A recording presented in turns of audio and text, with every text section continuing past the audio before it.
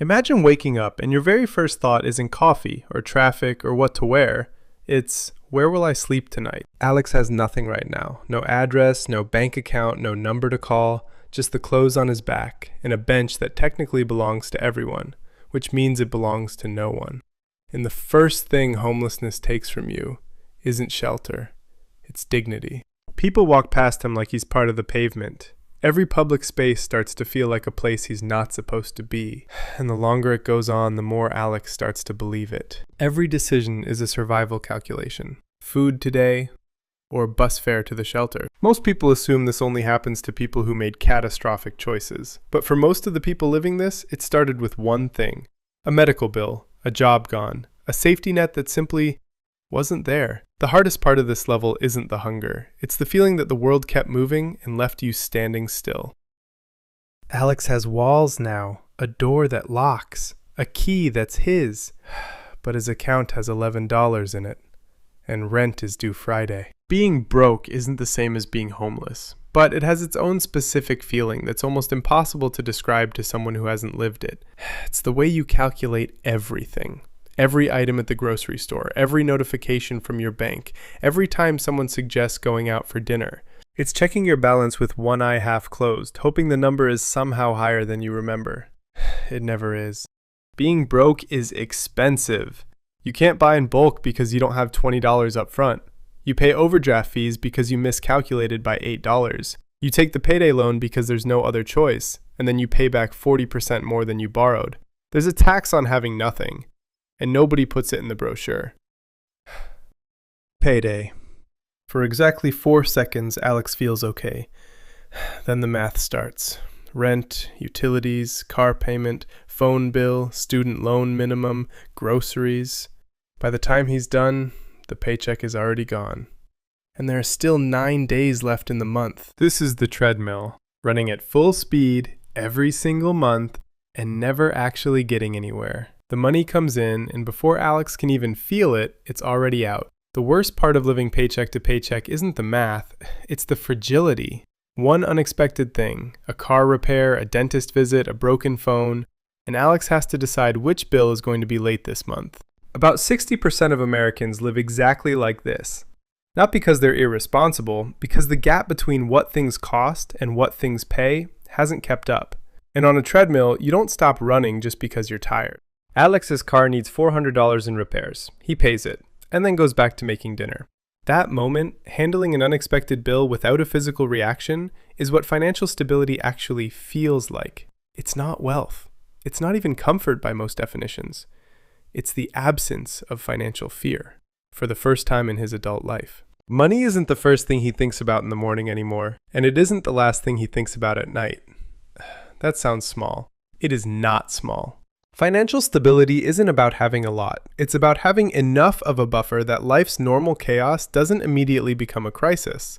An emergency fund, bills covered without creativity, a small amount going somewhere for the future.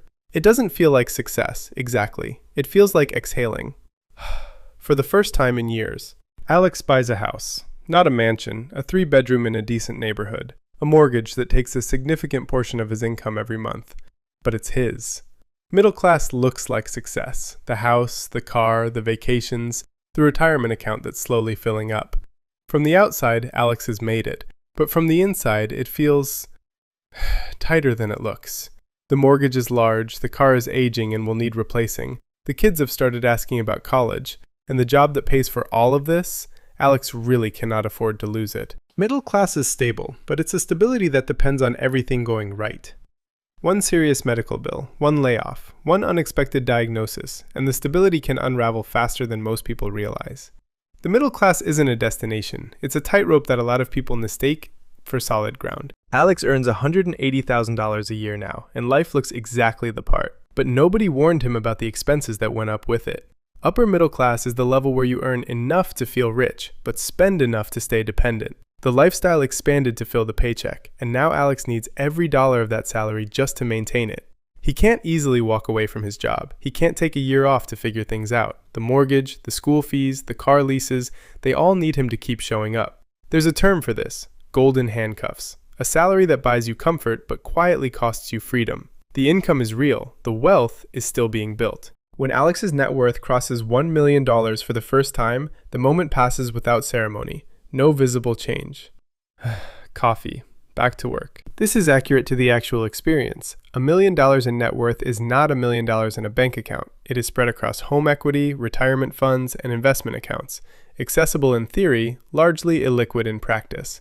The number exists on a screen. It cannot be spent as though it were cash. What changes at this threshold is not the material experience of daily life. What changes is optionality. For the first time, Alex could lose his job tomorrow and be financially stable for years. Not surviving, but genuinely fine. He could take a professional risk. He could walk away from something that did not suit him without calculating whether he could afford to. That is the actual value of $1 million. Not what it purchases, the options it makes available. The ability to say no. The ability to wait. The ability to choose. Most people at this net worth do not signal it in any visible way. They tend to look exactly like everyone else. At $10 million, the problems do not disappear. They change in character. The relevant questions become how to structure assets so that inheritance does not become a burden for the next generation, how to protect accumulated wealth from inflation across decades. The problems are less urgent. They are also more complex. There is a social dimension to this level that tends not to be discussed directly. When the gap between your financial position and the financial position of the people around you becomes large enough, conversations begin to feel asymmetric. Shared reference points dissolve. The concerns that occupy most people, mortgage payments, job security, monthly bills, have receded, and their absence creates a distance that is not chosen, but is nonetheless real. $10 million does not feel 10 times better than $1 million. The options expand further. Certain material conditions improve in measurable ways. The emotional experience does not scale at the same rate as the balance sheet. At $1 billion, the relationship to money changes structurally.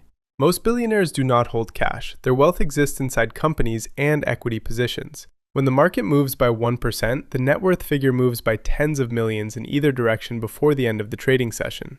The individual did not act to cause this. It is the consequence of scale. The ordinary experience of money, tracking spending, making purchase decisions, paying for things, becomes abstract at this level. The numbers are too large to process as real in the way that $10,000 in savings feels real to someone who has worked to accumulate it.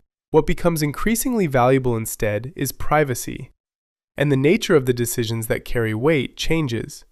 A decision made at this scale does not only affect the person making it, it affects employees, supply chains, and entire communities. The weight is different in kind, not merely in degree. No individual has yet reached a verified net worth of $1 trillion, though projections place several current billionaires on trajectories that approach it within coming decades. The number is difficult to represent in terms the human brain can process as real. $1 trillion spent at $1 million per day would take until approximately the year 4700 to exhaust.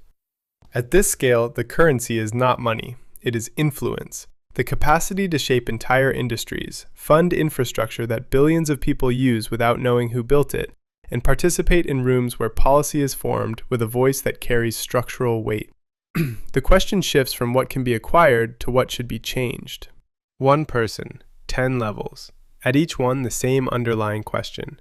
What do I do with what I have? Produces a different answer. The material conditions change, the psychological experience changes, the social context changes.